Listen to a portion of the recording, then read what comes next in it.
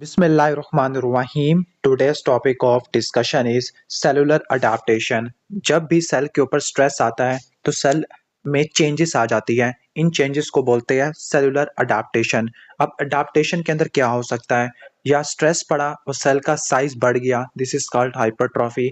Stress की वजह से सेल का नंबर बढ़ गया, this is called hyperplasia. Stress की वजह से सेल का टाइप ही चेंज हो गया, एक सेल दूसरे सेल में डिफरेंशिएट हो गया, this is called metaplasia. Stress की वजह से सेल का साइज, शेप, पोलैरिटी या सेल की जो ग्रोथ है वो खराब हो गई है, this is called dysplasia. Cell के स्ट्रेस की वजह से सेल का नंबर कम हो गया, दिस इज कॉल्ड हाइपोप्लेजिया। या स्ट्रेस की वजह से, जो कहने का मतलब है, सेल्स की प्रोलिफरेशन नहीं हो पाई, दिस इज कॉल्ड एप्लेजिया। तो ये डिफरेंट तरह के स्ट्रेस होते हैं। उन स्ट्रेस की वजह से सेल का क्या रिस्पॉन्स आता है, this is called cellular adaptation.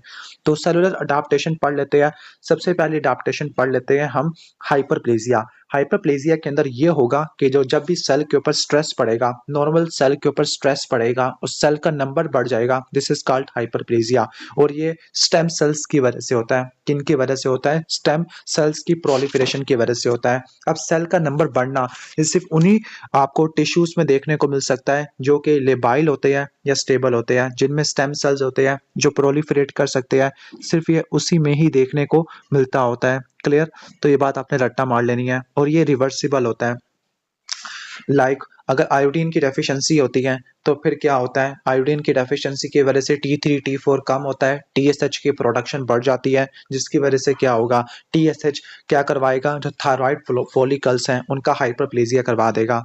तो जो आपका हाइपरप्लेजिया होता है फिजियोलॉजिकल भी होता है और पैथोलॉजिकल भी होता है। जो फिजियोलॉजिकल होता है वो कंपनसेटरी होता है और जो पैथोलॉजिकल होता है वो किसी डिजीज की वजह से आपको देखने को मिलता होता है। फॉर एग्जाम्पल, जो उसका फिजियोलॉजिकल हाइपरप्लेजिया है, फिजियोलॉजिकल हाइपरप्लेजिया में एग्जांपल क्या होगी कि अगर आप लीवर को या किडनी को निकाल देते हैं तो उसकी वजह से क्या होता है? उसकी वजह से आपको रिमेनिंग टिश्यू में हाइपरप्लेजिया देखने को मिलता है। और pathological hyperplasia, for example endometrial hyperplasia में देखने को मिलता है कि अगर ईस्ट्रोजन ज़्यादा होता है तो वह एंडोमेट्रियम की प्रोलिफरेशन को बढ़ा देता है और वह एंडोमेट्रियल हाइपरप्लेजिया करवाता है। जो कंपनसेटरी हाइपरप्लेजिया, जो फिजियोलॉजिकल होता है वो कंपनसेटरी होता है और जो पैथोलॉजिकल होता है किसी डिजीज की वजह से होता है। दोनों रिवर्सिबल होते हैं, लेकिन पैथोलॉजिकल की वजह से डिस्प्लेजिया हो जाएगा और जब पैथोलॉजिकल हाइपरप्लेजिया की वजह से डिस्प्लेजिया होगा तो वो इरिवर्सिबल बन जाता है। एक बात रट्टा मार लेना कि जो पैथोलॉजिकल हाइपरप्लेजिया वो डिस्प्लेजिया करवाता है, बट इसकी एक्सेप्शन है BPH। जो BPH होता है, बिनाइन प्रोस्टेटिक हाइपरप्लेजिया, ये प्रोस्टेट के मीडियन या ट्रांजिशनल जोन को इन्वॉल्व करता है, लेकिन ये पैथोलॉजिकल है, लेकिन ये डिस्प्लेजिया और डिस्प्लेजिया से कैंसर होता है, ये नहीं करवाता, तो ये एक्सेप्शन होती है। This is called hyperplasia. अगर सेल का साइज बढ़ जाता है, this is called hypertrophy, this is called hypertrophy. तो और अब जो हाइपरट्रॉफी होती है ये आपको परमानेंट सेल्स में देखने को मिलती है। जो आपके स्टेबल सेल्स होते हैं, लेबाइल सेल्स होते हैं, उनमें हाइपरप्लेजिया होता है। जो परमानेंट सेल्स होते हैं उसमें क्या होता है? उसमें आपको हाइपरट्रॉफी देखने को मिलती है। परमानेंट सेल कार्डिक, स्केलेटल और नर्व्स होती है। अब ये भी फिजियोलॉजिकल हो सकता है, पैथोलॉजिकल हो सकता है। अब फिजियोलॉजिकल हो सकता है, पैथोलॉजिकल हो सकता है। फिजियोलॉजिकल में जो एथलीट्स होते हैं उनका मसल का मास काफी बढ़ जाता होता है, या फिर कहने का मतलब है पैथोलॉजिकल के अंदर क्या है? अगर पल्मोनरी हाइपरटेंशन है तो राइट वेंट्रिकल की हाइपरट्रॉफी देखने को मिलती है। अब कुछ ऐसे टिश्यूज होते हैं जिनमें हाइपरप्लेजिया और हाइपरट्रॉफी दोनों होती है। लाइक प्रेगनेंसी के अंदर यूट्रस है और लैक्टेशन पीरियड में ब्रेस्ट है, इसमें हाइपरप्लेजिया और हाइपरट्रॉफी दोनों देखने को मिलती है। नेक्स्ट हम आगे चलते हैं। नॉर्मल सेल है, नॉर्मल सेल में प्रोलिफरेशन रुक गई है, सेल यानी सेल की फॉर्मेशन नहीं हो पाई। याद करना है कि 3 to 8 वीक है, इसमें आपकी ऑर्गन्स की और टिश्यूज की डेवलपमेंट होती है। ठीक हो गया? जो 3 to 8 वीक्स है इसमें ऑर्गन की डेवलपमेंट होती है। तो अगर एम्ब्रियोजेनेसिस में सेल की फॉर्मेशन नहीं हो पा रही तो उसको बोलते हैं एप्लेजिया। और एप्लेजिया की क्लासिकल एग्जांपल है यूनिलैटरल रीनल एजेनेसिस, जो कि आपको ओलिगोहाइड्रोमनियास में करवा देती है।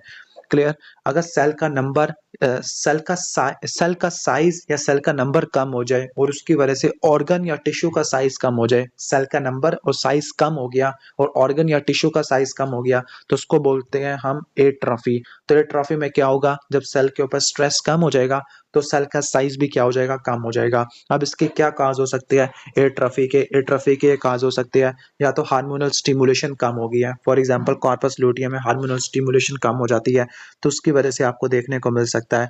नंबर 2, डिसयूज एट्रोफी, लाइक अगर आप हड्डी टूट गई है, आप इस्तेमाल नहीं कर रहे, या डिक्रीज न्यूट्रिएंट सप्लाई की वजह से डीनर्वेशन एट्रोफी हो सकती है, या वर्कलोड कम हो सकता है। For example carpal tunnel syndrome है, कार्पल टनल सिंड्रोम में क्या होता है, ब्लड सप्लाई या न्यूट्रिएंट सप्लाई कम हो जाती है, थिनार मसल की एट्रोफी होती है, और आपको टीनल या फैलन साइन देखने को मिलता है। अब जो सेल का नंबर होता है, सेल का नंबर कैसे कम होता है, वो एपोप्टोसिस की वजह से होता है, जिसको बोलते हैं प्रोग्राम्ड सेल डेथ। और जो सेल का साइज होता है वो कैसे कम होता है, वो ऑर्गेनेलीज की डिस्ट्रक्शन की वजह से होता है। दो मैकेनिज्म की वजह से सेल का साइज कम होता है। नंबर 1, यूबिक्विटिन प्रोटियासोम सिस्टम, और दूसरा आउटोफेजी। यूबिक्विटिन प्रोटियासोम सिस्टम में क्या होता है कि जो सेल के अंदर एक साइटोस्केलेटन होता है, उसको इंटरमीडिएट फिलामेंट कहते हैं, उस इंटरमीडिएट फिलामेंट के साथ अटैच होगी यूबिक्विटिन, यूबिक्विटिन अटैच होगी और फिर वो प्रोटियासोम के पास चली जाएगी, प्रोटियासोम उस प्रोटीन को डिग्रेड कर देगा। दूसरा आउटोफेगी है, आउटोफेगी के अंदर क्या होता है, आउटोफेगी के अंदर आपके जो ऑर्गेनेलीज होते हैं वो वैक्यूल बनाते हैं, वो वैक्यूल लाइसोसोम के साथ फ्यूज हो जाता है, फ्यूज होने के बाद लाइसोसोम में हाइड्रोलिटिक एंजाइम्स होते हैं, वो सेल के कंपोनेंट्स को डिस्ट्रॉय करना शुरू कर देते हैं, सेल अपने ही ऑर्गेनेलीज को खाना शुरू कर दिया है। क्लियर, तो उम्मीद है कि समझ आ गया होगा। तो लास्ट हम आगे चलते हैं। अच्छा, ये सारी ना, ये जो सारी सेलुलर अडेप्टेशन है ये रिवर्सिबल होती है, लेकिन एक मरतबा डिस्प्लेजिया हो गया, जो इनिशियली रिवर्सिबल होता है लेकिन डिस्प्लेजिया बाद में इरिवर्सिबल हो जाता है। Dysplasia is typically mild to moderate dysplasia है तो वो रिवर्सिबल होता है, लेकिन अगर सिवियर डिस्प्लेजिया हो गया तो वो इरिवर्सिबल होता है। तो नेक्स्ट अडेप्टेशन है सेल का, कहने का मतलब है कि रिवर्सिबल सेल डिफरेंशिएशन, के एक सेल दूसरे सेल में कन्वर्ट हो गया। अगर स्ट्रेस पड़ा और स्ट्रेस पड़ने की वजह से एक सेल दूसरे सेल टाइप में डिफरेंशिएट हो गया तो उसको बोलते हैं हम मेटाप्लेजिया। अब मेटाप्लेजिया एपिथेलियल सेल में भी होता है और कनेक्टिव टिश्यू में भी देखने को मिलता है, और ये क्यों होता है, क्योंकि जो स्टेम सेल्स हैं उनकी रीप्रोग्रामिंग हो जाती है ताकि वो स्ट्रेस को अच्छे से बर्दाश्त कर सके। क्लियर, अब इसकी टिपिकल एग्जाम्पल है, एक होता है गर्ड। गर्ड के अंदर क्या होता है, एसिड का रिफ्लक्स होता है, एसिड के रिफ्लक्स की वजह से जो इसोफेगस के एपिथेलियम है, स्ट्रेटिफाइड स्क्वेमस एपिथेलियम, वो डिफरेंशिएट हो जाती है सिंपल कलमनर एपिथेलियम जिसमें गोबलेट सेल होते हैं, इंटेस्टिनल एपिथेलियम देखने को मिलती है। दूसरा आपको मेटाप्लेजिया रिस्पिरेटरी ट्रैक में देखने को मिलता है। अच्छा, रिस्पिरेटरी ट्रैक में क्या होता है कि जो स्मोकिंग की वजह से जो pseudo stratified chelated columnar epithelium होती है वो स्ट्रेटिफाइड स्क्वेमस एपिथेलियम में डिफरेंशिएट हो जाती है। क्लियर, ये आपको सिगरेट स्मोकिंग में देखने को मिलता है। इसके अलावा और क्या क्या मेटाप्लेजिया के एग्जांपल है, कनेक्टिव टिश्यू में भी मेटाप्लेजिया होता है। फॉर एग्जांपल मायोसाइटस ओसिफिकेंस है, कि जब मसल का ट्रॉमा होता है तो उसके अंदर बोन बन जाती है, दिस इज कॉल्ड मायोसाइटस ओसिफिकेंस। या एक विटामिन होता है जिसकी डेफिशिएंसी की वजह से मेटाप्लेजिया होता है, उसका नाम है विटामिन ए। विटामिन ए की वजह से मेटाप्लेजिया होता है। डाइथाइलस्टिलबेस्टिरोल, इसकी वजह से वेजाइनल एडिनोसिस होती है, उसको भी मेटाप्लेजिया वगैरह कहते होते हैं। क्लियर, उम्मीद है कि समझ आ गया होगा। तो कहने का मतलब है, अगर किसी पेशेंट को मेटाप्लेजिया है या पैथोलॉजिकल हाइपरप्लेजिया है तो उसकी वजह से क्या होता है, डिस्प्लेजिया होता है, यानी अगर स्ट्रेस से परसिस्टेंट होगा तो वो डिस्प्लेजिया में कन्वर्ट हो जाएगा। फॉर एग्जांपल बैरेट इसोफेगस है, वो एडिनोकार्सिनोमा बना देता है, लेकिन एक्सेप्शन क्या होती है, एक्सेप्शन है एपोक्राइन मेटाप्लेजिया ऑफ ब्रेस्ट। जो एपोक्राइन मेटाप्लेजिया ऑफ ब्रेस्ट होती है वो एक बिनाइन कंडीशन होती है, वो आगे प्रोसीड नहीं करती होती। उम्मीद है कि समझ आ गया होगा। तो ये सारे पूरे मैकेनिज्म मैंने एक्सप्लेन कर दिया है। तो पैथोलॉजिकल हाइपरप्लेजिया या फिर मेटाप्लेजिया परसिस्टेंट हो तो वो कहाँ चला जाएगा, डिस्प्लेजिया के अंदर। डिस्प्लेजिया क्या होता है, डिसऑर्डर्ड सेल ग्रोथ होती है, सेल की जो ग्रोथ है वो डिसऑर्डर्ड हो जाती है, सेल की एक प्रॉपर ऑर्डर होता है। यानी इसमें होगा क्या, डिस्प्लेजिया में सेल का साइज, सेल का शेप और सेल की जो पोलैरिटी होती है वो चेंज हो जाती है। ठीक हो गया। और ये प्री कैंसरस कंडीशन होती है, ये क्या होती है, प्री कैंसरस कंडीशन होती है। क्लियर, डिसऑर्डर्ड कंडीशन है, प्री कैंसरस कंडीशन है, साइज शेप और पोलैरिटी में चेंज आ गया है। माइल्ड टू मॉडरेट डिस्प्लेजिया हो तो वो रिवर्सिबल होता है, लेकिन अगर कोई सीवियर डिस्प्लेजिया हुआ वो इरिवर्सिबल होता है और वो कार्सिनोमा इन साइटू करवाता है, वो कार्सिनोमा इन साइटू से कैंसर हो जाएगा। इसकी टिपिकल एग्जांपल कौन सी है? सर्विक्स के अंदर cervical intraepithelial neoplasia type 1, type 2, type 3 और स्किन के अंदर एक्टिनिक केराटोसिस, ये डिस्प्लेजिया के अंदर आ जाते होते हैं। उम्मीद है कि समझ आ गया होगा। क्लियर? तो अगर मैं रिवाइज करवा दूं सारा कि अगर सेल का साइज, शेप और पोलैरिटी में चेंज आया है तो उसको डिस्प्लेजिया कहते हैं, और डिस्प्लेजिया के अंदर साइज, शेप, पोलैरिटी को आपने देख लेना है। एग्जांपल क्या थी? सर्वाइकल इंट्रापिथेलियल न्यूप्लेजिया और एक्टिनिक केराटोसिस। अगर सेल का टाइप चेंज हो जाता है तो उसको मेटाप्लेजिया कहते हैं, और मेटाप्लेजिया में एग्जांपल क्या होती है? Vitamin A deficiency, vaginal adenosis, cervical ectropion, GERD और स्मोकिंग वाले पेशेंट के अंदर। क्लियर? कुछ ऐसे टिश्यूज होते हैं जिसमें हाइपरप्लेजिया और हाइपरट्रॉफी दोनों होती है at a time, like pregnancy में यूट्रस है और लैक्टेशन के अंदर ब्रेस्ट आ जाता है। क्लियर? ये भी आपने रट्टा मार लेनी है। और एक ऑर्गन जिसमें मेटाप्लेजिया नहीं होता उसका नाम है ब्रेन, लेकिन ब्रेन में एट्रोफी होती है, और वो कौन सी कंडीशन है जिसमें ब्रेन की एट्रोफी हो जाती है? ब्रेन का जो कॉर्टेक्स है उसकी एट्रोफी होती है, उसका नाम है अल्जाइमर डिजीज। ठीक हो गया? Alzheimer disease. ये आपने बात रट्टा मार लेनी है। अगर पेशेंट को कोई लैरेंजियल नोड्यूल है, लैरेंजियल नोड्यूल ऐसे लोगों में देखने को मिलता है जो ज्यादा बोलते हैं, तो उसमें हॉर्सनेस ऑफ वॉइस हाइपरप्लेजिया की वजह से देखने को मिलती होती है। उम्मीद है कि समझ आ गया होगा। नेक्स्ट हम आगे चलते हैं। ये हमारा सेल अडेप्टेशन अच्छे से कवर हो गया है। नेक्स्ट हम चलते हैं सेल इंजरी के ऊपर, फ्री रेडिकल इंजरी के ऊपर। अच्छा, यहाँ पे एक एमसीक्यू है, कौन सा विटामिन की डेफिशिएंसी की वजह से मेटाप्लेजिया होता है? तो उसका आंसर आपने कमेंट सेक्शन में देना है, मैं बता चुका हूँ ऑलरेडी। तो अब हम स्टार्ट करते हैं फ्री रेडिकल इंजरी के बारे में। फ्री रेडिकल इंजरी के बारे में। क्लियर? जो फ्री रेडिकल्स होते हैं ना, फ्री रेडिकल्स, ये mainly R S reactive oxygen species, इसको आपने कभी नहीं भूलना। रिएक्टिव ऑक्सीजन स्पीशीज ये होते हैं जो कि सेल्स को डिस्ट्रॉय करना शुरू कर देते हैं। क्लियर? अब फ्री रेडिकल होते क्या है? फ्री रेडिकल एक ऐसे मॉलिक्यूल होते हैं जिनके पास अनपेयर्ड इलेक्ट्रॉन होता है, ऐसा इलेक्ट्रॉन जिसका कोई पेयर ही नहीं होता। जब इसका कोई पेयर नहीं होता तो किसी और से इलेक्ट्रॉन लेके अपना पेयर पूरा कर लेंगे। क्लियर? तो ये बात आपने रट्टा मार लेनी है। तो इनके पास क्या होता है? अनपेयर्ड इलेक्ट्रॉन्स होते हैं। अभी किसी और को अपना इलेक्ट्रॉन डोनेट कर देंगे या किसी और से एक्सेप्ट कर लेंगे तो फ्री रेडिकल्स की फॉर्मेशन हो जाती है। ठीक हो गया? हमारी बॉडी में एक फ्री रेडिकल काम करता है हमारे फायदे के लिए, उसका नाम है नाइट्रिक ऑक्साइड। नाइट्रिक ऑक्साइड जो कि फ्री रेडिकल के तौर पर काम करता होता है। यह बात आपने रट्टा मार लेनी है। ऑक्सीडेटिव बर्स्ट के अंदर पार्टिसिपेट करते होते हैं। तो फ्री रेडिकल ऐसे अनपेयर्ड इलेक्ट्रॉन्स होते हैं जो कि किसी और को अपना इलेक्ट्रॉन डोनेट कर सकते हैं या एक्सेप्ट कर सकते होते हैं। कैसे प्रोड्यूस होते हैं? ऑक्सीडेटिव फॉस्फोरिलेशन से प्रोड्यूस होते हैं। दो मैकेनिज्म से प्रोड्यूस होते हैं, फिजियोलॉजिकल और पैथोलॉजिकल। हमारी बॉडी में फिजियोलॉजिकल जो प्रोड्यूस हो रहे हैं, इलेक्ट्रॉन ट्रांसपोर्ट चेन से प्रोड्यूस हो रहे हैं। फॉर एग्जांपल जो कॉम्प्लेक्स 4 है, साइटोक्रोम सी ऑक्सीडेज, ये अपने इलेक्ट्रॉन ऑक्सीजन को देता है तो वहां से फ्री रेडिकल बन जाता है। और जो पार्शियल रिडक्शन होती है ना, उससे ऑक्सीजन हाइड्रोकार्बन या हाइड्रोक्सिल ग्रुप वाले क्रिएट हो जाते हैं। तो फिजियोलॉजिकल ऑक्सीडेटिव फॉस्फोरिलेशन की वजह से होता है। या फिर जो मैक्रोफेजेस होते हैं वो नाइट्रिक ऑक्साइड प्रोड्यूस करते हैं, नाइट्रिक ऑक्साइड प्रोड्यूस करते हैं, वो भी फ्री रेडिकल वाला काम करता होता है, वो भी फ्री रेडिकल वाला काम करता होता है। क्लियर? दूसरा जो पैथोलॉजिकल जनरेशन होती है वो कब कब होती है? नंबर 1 आयोनाइजिंग रेडिएशन है। जब रेडिएशन पड़ती है ना तो जो वाटर होता है वो हाइड्रोक्सिल रेडिकल प्रोड्यूस करता है। This is the most damaging free radical. Number 2 inflammation है। जब इन्फ्लेमेशन होती है तो न्यूट्रोफिल के अंदर एक एंजाइम होता है NADPH ऑक्सीडेज, जो सुपर ऑक्साइड एनाइंस बनाना शुरू कर देता है। सुपर ऑक्साइड एनाइंस यहाँ पे दिया होगा, this is called oxidative burst. तो जब कोई बैक्टीरिया कोई इन्फेक्शन होता है, इन्फ्लेमेशन होती है, तो न्यूट्रोफिल होते हैं वो क्या करते हैं? NADPH ऑक्सीडेज एंजाइम के थ्रू ऑक्सीजन को सुपर ऑक्साइड एनाइन में कन्वर्ट कर देते हैं। फिर जो सुपर ऑक्साइड एनाइन है इसको डिटॉक्सिफाई करना है तो यहाँ पे दो एंजाइम आ जाते हैं, सुपर ऑक्साइड डिसम्यूटेज और कैटालेज। यानी जो सुपर ऑक्साइड एनाइन बना था ना बैक्टीरिया को मारने के लिए, इसको अगर आपने खत्म करना है तो पहले आपने हाइड्रोजन पर ऑक्साइड में कन्वर्ट करना है। एंजाइम कौन सा है? Super oxide dismutase. फिर सुपर ऑक्साइड डिसम्यूटेज से बना H2O2, फिर उसको वाटर में तोड़ना तो वो काम कौन करता है? कैटालेज काम करता है। वो काम कौन करता है? कैटालेज काम करता है। उम्मीद है कि समझ आ गया होगा। ठीक हो गया?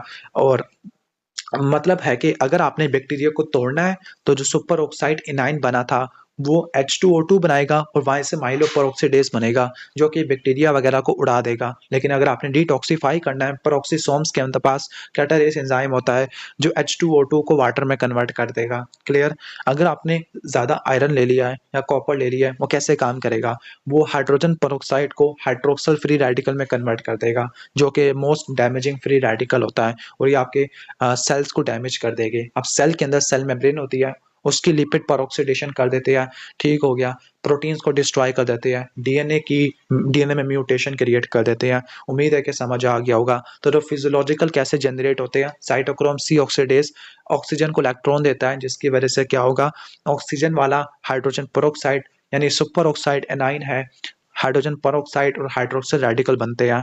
पैथोलॉजिकल जनरेशन आयोनाइजिंग रेडिएशन की वजह से होती है, इन्फ्लेमेशन की वजह से होती है, NADPH ऑक्सीडेज एंजाइम की वजह से होती है जो कि सुपर ऑक्साइड एनाइंस बनाता है, सुपर ऑक्साइड आइंस बनाता है। और अगर ये एंजाइम डेफिशिएंट हो तो क्रॉनिक ग्रैनुलोमेटस डिजीज हो जाएगा। मेटल्स होते हैं, फॉर एग्जांपल जो फेरस होता है ना Fe+2, वो जनरेट करता है हाइड्रोक्सल फ्री रेडिकल को, this is called Fenton reaction. और आयरन और कॉपर दोनों प्रोड्यूस करते हैं, दैट इज वाई अगर आयरन ज्यादा होगा this is called haemochromatosis, this is called haemochromatosis. Iron अगर ज्यादा होगा तो उसको बोलेंगे हम हीमोक्रोमेटोसिस, और अगर कॉपर ज्यादा होगा this is called Wilson disease. तो दोनों फ्री रेडिकल्स प्रोड्यूस करते होते हैं, हाइड्रोक्सल फ्री रेडिकल। उम्मीद है कि समझ आ गया होगा। इसके बाद कुछ ड्रग्स होती है, फॉर एग्जांपल एस्टामाइनोफेन जो पैरासिटामोल होती है, पैनाडोल होती है, साइटोक्रोम P450 मेटाबॉलिज्म के जरिए फ्री रेडिकल्स प्रोड्यूस करती है। या कुछ केमिकल्स होते हैं लाइक कार्बन टेट्राक्लोराइड, वो कन्वर्ट होता है कार्बन ट्राइक्लोराइड के अंदर और ये भी हेपेटोसाइट को डैमेज कर देता है, फैटी चेंज आ जाती है। अब कार्बन टेट्राक्लोराइड ब्लीच या क्लीनिंग प्रोडक्ट में देखने को मिलता होता है। उम्मीद है कि समझ आ गया होगा। क्लियर? तो फ्री रेडिकल प्रोड्यूस कैसे हो रहे हैं? Physiological mechanism cytochrome C oxidase है, या पैथोलॉजिकल में ionising radiation, inflammation, metals, drugs या केमिकल्स की वजह से। अगर आपने इनको बॉडी से निकालना है तो उसके लिए कुछ एंटीऑक्सीडेंट होते हैं लाइक ग्लूटाथायोन जो कि आपको प्रोटेक्शन प्रोवाइड करता है एस्टामाइनोफेन से, और इसके अलावा ब्लीचिंग एजेंट से, विटामिन ACE ये आपके एंटीऑक्सीडेंट होते हैं। इसके अलावा कुछ मेटल कैरियर प्रोटीन है लाइक आयरन के लिए ट्रांसफेरिन और कॉपर के लिए सिरालोप्लाज्मिन, या कुछ एंजाइम्स होते हैं सुपर ऑक्साइड डिस्म्यूटेस और कैटालेस जो कि पेरोक्सिसोम में देखने को मिलते होते हैं। क्लियर? उम्मीद है कि समझ आ गया होगा। इसके बाद हम देख लेते हैं यहाँ पे ऑक्सीडेटिव बर्स्ट बताया हुआ है। ऑक्सीडेटिव बर्स्ट एक वो मैकेनिज्म होता है जिसके अंदर जो आपके WBCs होते हैं, न्यूट्रोफिल और मैक्रोफेजेस, ये क्या करते हैं, ये फ्री रेडिकल्स को प्रोड्यूस करते हैं ताकि बैक्टीरिया या वायरसेस को डिस्ट्रॉय किया जा सके। ये सारा रिएक्शन मैं ऑलरेडी एक्सप्लेन कर चुका हूँ कि जो NADPH ऑक्सीडेज एंजाइम होता है ये एक्टिवेट हो जाता है जब साइटोकाइंस की प्रोडक्शन बढ़ती है, ऑक्सीजन को यूटिलाइज करते हैं एज अ सबस्ट्रेट। और इसमें प्रोड्यूस क्या होता है, इसमें प्रोड्यूस होता है हाइड्रोजन पेरोक्साइड। जो हाइड्रोजन पेरोक्साइड है ना वो ROS को बनाने के लिए इस्तेमाल होता है, लेकिन अगर उसको न्यूट्रलाइज करना है तो जो कैटालेज होते हैं, ठीक हो गया, कैटालेज होते हैं वो उसको न्यूट्रलाइज कर देते हैं। अब जो कैटालेज होता है ना ये आपके अपने अंदर भी मौजूद होता है पेरोक्सिसोम के अंदर, और कुछ कैटालेज पॉजिटिव ऑर्गेनिजम्स भी होते हैं उनके अंदर भी आपको देखने को मिलता होता है। ठीक हो गया। तो अगर कुछ कैटालिस्ट पॉजिटिव ऑर्गेनिज्म है वो H2O2 को न्यूट्रलाइज कर देंगे। जब H2O2 न्यूट्रलाइज हो गया तो ROS तो प्रोड्यूस हो ही नहीं है, that is Y H2O2 important है आपके लिए। एक डिजीज होता है chronic granulomatous disease. Chronic granulomatous disease में क्या होता है, NADPH ऑक्सीडेज एंजाइम ही नहीं होता। जब NADPH ऑक्सीडेज एंजाइम नहीं होता तो फिर ये फॉरेन जो बाहर वाले हाइड्रोजन पेरोक्साइड है उसको यूज कर रहे होते हैं एज अ डिफेंस एजेंट। लेकिन अगर कैटालेस पॉजिटिव ऑर्गेनिज्म आ गए तो H2O2 को डिग्रेड कर देंगे। उम्मीद है कि समझ आ गया होगा। तो क्रॉनिक ग्रैनुलोमेटस डिजीज में NADPH ऑक्सीडेज एंजाइम डेफिशिएंट होता है तो वो बाहर से H2O2 को यूटिलाइज करते हैं, लेकिन अगर कैटालेस पॉजिटिव ऑर्गेनिज्म का इन्फेक्शन हो जाए तो फिर वो क्या कर देता है, वो इसको न्यूट्रलाइज कर देते होते हैं। क्लियर? उम्मीद है कि समझ आ गया होगा। इसके बाद एक और एंजाइम होता है माइलोपेरोक्सीडेज। जो माइलोपेरोक्सीडेज होता है ना, माइलोपेरोक्सीडेज ये आपको किस में देखने को मिलता है, ये आपको सूडोमोनास में देखने को मिलता है। और पाइलोपेरोक्सिडेस में हीम होता है जिसमें ब्लू ग्रीन पिगमेंट होता है। दैट इज वाई जो सूडोमोनास का इन्फेक्शन है उसमें ब्लू पिगमेंट या ग्रीन पिगमेंट देखने को मिलता है, क्योंकि माइलोपेरोक्सिडेस में जो हीम होता है ना, वो ब्लू ग्रीन हीम आपको देखने को मिलता होता है। उम्मीद है कि समझ आ गया होगा। क्रोनिक ग्रैनुलोमेटस डिजीज में क्या होता है, एनएडीपीएच ऑक्सीडेज एंजाइम की डेफिशिएंसी होती है, आरओएस की प्रोडक्शन कम हो जाती है, जो रिस्पिरेटरी बर्स्ट है या ऑक्सीडेटिव स्ट्रेस है न्यूट्रोफिल में, वो नहीं हो पाता। अब ये बाहर वाले H2O2 को इस्तेमाल करना शुरू कर देंगे एज अ डिफेंस के तौर पर, लेकिन अगर कैटालिस पॉजिटिव ऑर्गेनिज्म का इन्फेक्शन हो गया तो फिर ये कुछ नहीं कर सकते। अब वो कौन कौन से कैटालिस पॉजिटिव ऑर्गेनिज्म है, मिमोनिक है, स्पेस, एस से स्टेफिलोकोकस ऑरियस या सिरेशिया, पी से सूडोमोनास, ए से एस्परजिलस, सी से कैंडिडा और ई से एंटीरोबैक्टर। ठीक हो गया, एंटीरोबैक्टर ये आपने रट्टा मार लेना है। जो कैंडिडा होता है ना, कैटालिस पॉजिटिव भी है। इसके अलावा अगर माइलोपेरोक्सिडेज एंजाइम की डेफिशिएंसी होगी ना, तो जो माइलोपेरोक्सिडेज होता है उससे क्या बनता है, माइलोपेरोक्सिडेज से हाइड्रोजन हाइपोक्लोरस एसिड बनता है। लेकिन अगर माइलोपेरोक्सिडेज एंजाइम की डेफिशिएंसी होगी तो कैंडिडा का इन्फेक्शन काफ़ी ज़्यादा होता है। माइलोपेरोक्सिडेज डेफिशिएंसी वाले इंडिविजुअल में बाई H2O2 तो प्रोड्यूस होता है जो बाकी कैटालिस पॉजिटिव ऑर्गेनिज्म को डिस्ट्रॉय कर देगा, लेकिन कैंडिडा को नहीं कर पाएगा, क्योंकि कैंडिडा को तोड़ने के लिए हाइपोक्लोरस एसिड चाहिए होता है। क्लियर? तो ये आपने रट्टा मार लेना है। अब इसका डायग्नोस कैसे करते हैं क्रोनिक ग्रैनुलोमेटस डिजीज का? क्रोनिक ग्रैनुलोमेटस डिजीज में क्या करते हैं, हम एक टेस्ट यूज करते हैं जिसका नाम है nitro blue tetrazolium dye. Nitro blue tetrazolium dye, दो मेन टेस्ट होते हैं, डाई हाइड्रोरोडामीन टेस्ट और नाइट्रो ब्लू टेट्राजोलियम डाई। सबसे पहला है डाई हाइड्रोरोडामीन टेस्ट। अगर जिन न्यूट्रोफिल में NADPH डेफिशिएंट होगा तो उसमें कलर शिफ्ट नहीं होगा, this is called dihydrorhodamine test. दूसरा है nitro blue tetrazolium test. Normally ऐसा होता है कि जो NADPH एंजाइम होता है ऑक्सीडेज, ये ROS प्रोड्यूस करता है जो कि डाई को येलो को ब्लू में कन्वर्ट कर देते हैं। लेकिन नाइट्रो ब्लू टेट्राजोलियम डाई में जो डाई होती है वो बिल्कुल कलरलेस होगी या येलो होगी। क्लियर? डाई हाइड्रोरोडामीन और नाइट्रो ब्लू टेट्राजोलियम टेस्ट। ठीक हो गया, तो ये सारा मैंने एक्सप्लेन कर दिया है ROS के बारे में। क्लियर? इसके बाद है फ्री रेडिकल्स को एलिमिनेट करना बता दिया है। इसके बाद रीपरफ्यूजन इंजरी है। अगर आप किसी टिश्यू की तरफ ब्लड सप्लाई को कम कर दोगे, फॉर एग्जांपल मायोकार्डियल इन्फार्क्शन है, तो फिर क्या होगा, जब टिश्यू की तरफ ब्लड फ्लो कम होगा, this is called ischaemia. Ischaemia की वजह से ऑक्सीजन की कमी होती है, जिसकी वजह से एनारोबिक मेटाबॉलिज्म होगा। एनारोबिक मेटाबॉलिज्म होगा और जब ऑक्सीजन की कमी होती है तो सेल मेम्ब्रेन डैमेज हो जाएगी। जब सेल मेम्ब्रेन डैमेज हो जाएगी तो उसकी वजह से जो ट्रोपोनिन्स है, कार्डिक CKMB सारे ब्लड में आना शुरू हो जाएंगे। लेकिन जैसे ही आपने ब्लड को रीस्टोर किया तो ये एंजाइम्स रीएक्टिवेट हो जाएंगे। ठीक हो गया? कौन से एंजाइम रीएक्टिवेट हो जाएंगे? जो आपके फ्री रेडिकल्स वाले थे। जब एंजाइम रीएक्टिवेट हो गया तो फ्री रेडिकल्स बहुत ज़्यादा प्रोड्यूस होना शुरू हो जाएंगे, जिसकी वजह से मजीद डैमेज आपको देखने को मिलेगा। This is called ischaemia reperfusion injury. के इस्कीमिया के वजह से जो एंजाइम्स थे आपके सेल वाले, कौन से एंजाइम्स असल में, ये जो फ्री रेडिकल्स वाले थे आपके, ये आपके इनएक्टिवेट हो गए थे। लेकिन जैसे ही ब्लड वापस आया, रीपरफ्यूजन किया, तो एंजाइम वापस रीएक्टिवेट हो गया, जिसकी वजह से डैमेज हो गया। क्लियर? तो उम्मीद है कि समझ आ गया होगा। इस पूरी स्लाइड को हमने एक्सप्लेन कर दिया है। बाकी पिछले क्वेश्चन के अंदर बताया था कि कौन सा विटामिन की डेफिशिएंसी की वजह से आपको देखने को मिलता है मेटाप्लेजिया, तो विटामिन ए होता है। This condition is called keratomalacia. Normally क्या होता है कि जो सिंपल स्क्वेमस एपिथेलियम होती है ना कंजक्टाइवा की, वो स्ट्रेटिफाइड स्क्वेमस केराटिनाइज एपिथेलियम में डिफरेंशिएट हो जाती है। सिंपल स्क्वेमस की मल्टीपल लेयर्स बन गई है। This is called keratomalacia. अब अगला सवाल है, what is the mechanism by which free radicals causes cell injury, कि कैसे फ्री रेडिकल्स सेल इंजरी कराते हैं? तो इसका आंसर मैं आपको दे दूं उससे पहले आप बताओ। फ्री रेडिकल्स ने तीन चीज़ों को डैमेज करना है, लिपिड्स को, DNA को, प्रोटीन्स को। लिपिड्स की पर ऑक्सीडेशन करनी है, DNA और प्रोटीन की ऑक्सीडेशन करनी है। दैट इज़ वाई ये आपको जितनी ज़्यादा एजिंग होगी उतना ज़्यादा फ्री रेडिकल डैमेज होगा। और ये मैकेनिज्म आपको एजिंग में और ऑन्कोजेनेसिस में देखने को मिलता है, कैंसर वाले सेल्स के अंदर। तो ये तो हो गया हमारा सारा बेसिक मैकेनिज्म। इसके बाद नेक्स्ट हम आगे चलते हैं हाइपोक्सिया के बारे में। हाइपोक्सिया हाइपोक्सिया का क्या मतलब है? Decrease oxygen supply. एक वर्ड होता है एनॉक्सिया। एनॉक्सिया के अंदर कंप्लीट लैक ऑफ ऑक्सीजन है। हाइपोक्सिया का मतलब है ऑक्सीजन सप्लाई टिश्यू की तरफ कम हो गई है। Decrease oxygen supply to the tissue. जब oxygen supply to the tissue कम हो जाएगी तो ऑक्सीडेटिव फॉस्फोरिलेशन कम हो जाएगी। जब ऑक्सीडेटिव फॉस्फोरिलेशन कम हो जाएगी तो एनारोबिक मेटाबॉलिज्म चलेगा। जब एनारोबिक मेटाबॉलिज्म चलेगा तो लैक्टिक एसिड प्रोड्यूस होगा। जब लैक्टिक एसिड प्रोड्यूस होगा तो मेटाबॉलिक एसिडोसिस हो जाती है। क्लियर? तो ये बात रट्टा मार लेनी है। तो हाइपोक्सिया में क्या होता है? टिश्यू की तरफ ऑक्सीजन डिलीवरी कम होती है। जो ऑक्सीजन है वो इलेक्ट्रॉन ट्रांसपोर्ट चेन में फाइनल इलेक्ट्रॉन रिसेप्टर के तौर पे काम करता है, तो ऑक्सीडेटिव फॉस्फोरिलेशन कम हो जाती है। एटीपी की प्रोडक्शन कम हो जाती है। जब एटीपी की प्रोडक्शन कम हो जाती है ना, तो फिर क्या होता है? जो आपका सोडियम पोटेशियम एटीपीएस पंप है वो एटीपी को इस्तेमाल करता है, 3 सोडियम बाहर 2 पोटेशियम अंदर। तो वो जब वो काम नहीं करेगा तो सोडियम सेल के अंदर आएगा, जिसकी वजह से पानी भी सेल के अंदर आएगा, सेल के अंदर इंजरी देखने को मिलेगी। क्लियर? तो ये बात आपने रट्टा मार लेनी है। अब इसके कॉजेस को पढ़ लेते हैं हाइपोक्सिया के। पहला हाइपोक्सिया का काज है कि ऑक्सीजन का पार्शियल प्रेशर कम है, ब्लड में ऑक्सीजन ही कम आ रही है। फॉर एग्जांपल कोई हाई अल्टीट्यूड में रह रहा है या कोई बंदा सही से वेंटिलेट नहीं कर पा रहा, अगर वेंटिलेट भी कर पा रहा है तो वो ब्लड में आ नहीं रही, डिजोल्व नहीं हो पा रही। This is called hypoxaemia.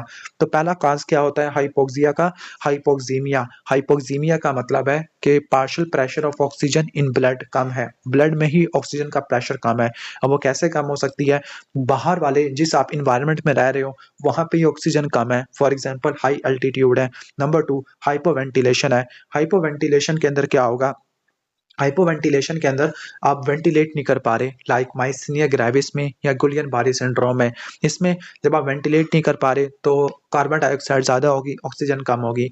Number 3 diffusion defect है, लाइक आपका डिफ्यूजन नहीं हो पा रही, फॉर एग्जांपल पल्मोनरी फाइब्रोसिस है, उसमें डिफ्यूजन नहीं हो पा रही, या वी ओवर क्यू मिसमैच है। अब वी ओवर क्यू मिसमैच दो पॉसिबिलिटी हो सकती है, वेंटिलेशन या परफियन। अगर वेंटिलेशन जीरो है तो परफियन सारी की सारी क्या हो रही है? जाया हो रही है। This is called shunt. ठीक हो गया? शंट। नंबर 2 आपकी परफियन जीरो है लेकिन आपकी वेंटिलेशन जाया हो रही है, वेंटिलेशन जाया हो रही है, this is called dead space. और ये कब देखने को मिलता है? पल्मोनरी एम्बोलिज्म में देखने को मिलता होता है। क्लियर? तो ये बात आपने रट्टा मार लेनी है। तो पहला काज आपको बता दिया हाइपोक्सीमिया, जिसमें ऑक्सीजन का टेंशन या पार्शियल प्रेशर कम होता है, high altitude, hypoventilation, diffusion defect या वी ओवर क्यू मिसमैच की वजह से। नंबर 2 जो ब्लड की ऑक्सीजन कैरिंग कैपेसिटी है वही कम हो गई है, this is called anaemic hypoxia. तो इसमें या तो हीमोग्लोबिन कम है या हीमोग्लोबिन का डिसफंक्शन है, हीमोग्लोबिन काम नहीं कर रही। क्लियर? तो अब इसमें हीमोग्लोबिन कम है तो this is called anaemia. Anaemia के अंदर क्या होता है? ऑक्सीजन का पार्शियल प्रेशर और सैचुरेशन नॉर्मल होती है लेकिन एच बी कम होता है। ये बात आपने रट्टा मार लेनी है। दूसरा कार्बन मोनोऑक्साइड पॉइजनिंग है। कार्बन मोनोऑक्साइड पॉइजनिंग में क्या होता है? कार्बन मोनोऑक्साइड पॉइजनिंग में जो कार्बन मोनोऑक्साइड है हीमोग्लोबिन के साथ बाइंड करती है, 200 टाइम्स एफिनिटी ज्यादा है एज कम्पेयर टू ऑक्सीजन। तो इसमें आपको चेरी रेड स्किन देखने को मिलती है, हेडेक आपको देखने को मिलता होता है, हेडेक आपको देखने को मिलता है। क्लियर? तो ये बात आपने रट्टा मार लेनी है। अब इस पेशेंट में क्या होगा? इस पेशेंट में ऑक्सीजन का पार्शियल प्रेशर तो नॉर्मल होगा क्योंकि ऑक्सीजन तो ब्लड में आ रही है लेकिन कैरी नहीं हो पा रही, जिसकी वजह से सैचुरेशन क्या हो जाती है? कम हो जाती है। ऑक्सीजन की सैचुरेशन क्या हो जाती है? कम हो जाती है। सैचुरेशन का मतलब है कि एक हीमोग्लोबिन का मालिक्यूल 4 ऑक्सीजन के मालिक्यूल को कैरी कर सकता है। तो एनीमिक हाइपोक्सिया के अंदर हीमोग्लोबिन कम था लेकिन फिर भी वो 4 मालिक्यूल को तो कैरी कर सकता था ना। लेकिन कार्बन मोनोऑक्साइड पॉइजनिंग के अंदर हीमोग्लोबिन की सैचुरेशन ही कम हो गई है, वो 4 मॉलिक्यूल को कैरी नहीं कर सकता। अब carbon monoxide poisoning fire smoker में, एग्जॉस्ट इंजन्स में देखने को मिलती है। और अगर पेशेंट को कार्बन मोनोऑक्साइड पॉइजनिंग है तो आपने क्या देना है? हाइपरबारिक ऑक्सीजन थेरेपी। नंबर 3 है मेथिमोग्लोबिनीमिया। मेथिमोग्लोबिनीमिया में क्या होता है?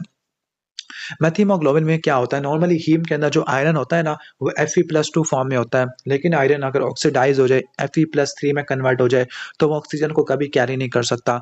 जब ऑक्सीजन को कैरी नहीं कर सकता दिस इज कॉल्ड मेथिमोग्लोबिनीमिया। और ये किस में देखने को मिलता है? अगर कोई पेशेंट डेप्सोन इस्तेमाल कर रहा है या फिर सल्फेट ड्रग यूज कर रहा है, सल्फोनामाइड इस्तेमाल कर रहा है, या फिर पैनक्रोनियम की टॉक्सिसिटी है। ठीक हो गया? इनकी टॉक्सिसिटी है तो इनमें आपको देखने को मिलता होता है। नहीं पैनक्रोनियम नहीं, पी से एक ड्रग बनती है। ठीक हो गया? प्राइलोकेन, उसकी वजह से मेथियोग्लोबिनीमिया देखने को मिलता है। अब इसको ट्रीटमेंट कैसे देना है, आपने कोबालामीन देना है और मिथाइलिन ब्लू देनी है, इसमें भी सैचुरेशन कम हो जाती है। एक बात रट्टा मार लेना, cherry red skin carbon monoxide poisoning में है और चॉकलेट कलर्ड ब्लड मेथियोग्लोबिनीमिया में देखने को मिलता होता है। क्लियर? तो ये था हमारा हाइपोक्सिया के बारे में। अब तीसरा जो काज है हाइपोक्सिया का वो है स्कीमिया। स्कीमिया में क्या होता है, टिश्यू की तरफ ब्लड सप्लाई कम हो जाती है। स्कीमिया क्या होता है, decrease blood flow to an organ. अब blood flow to an organ कम हो गया है, या तो जनरलाइज कंडीशन हो सकती है, पूरी बॉडी में सिस्टेमिक लेवल पे हाइपोपरफियन है, systemic state of low tissue perfusion, this is called shock. Shock में पूरी बॉडी की तरफ परफियन कम हो जाती है। या स्पेसिफिक ऑर्गन के अंदर बात करें तो उसमें आर्टीरियल परफियन कम हो गई है या वीनस ड्रेनेज नहीं हो पा रहा। आर्टीरियल परफियन कम हो गई है जिसको एग्जांपल है मायोकार्डियल इन्फेक्शन, या वीनस ड्रेनेज कम हो गई है, फॉर एग्जांपल हेपेटिक वेन की थ्रोम्बोसिस हो गई है, this is called Budd Chiari syndrome. Budd Chiari syndrome. अब कौन कौन से ऑर्गन ससेप्टेबल होते हैं टू द स्कीमिया, तो वह कौन कौन से होते हैं? वो आपके ब्रेन होता है। अब ब्रेन में 3 आर्टरी होती है, anterior cerebral artery frontal lobe के लिए, posterior cerebral artery occipital lobe के लिए, मिडल सेरेब्रल आर्टरी पैराइटल और टेम्पोरल लोब के लिए।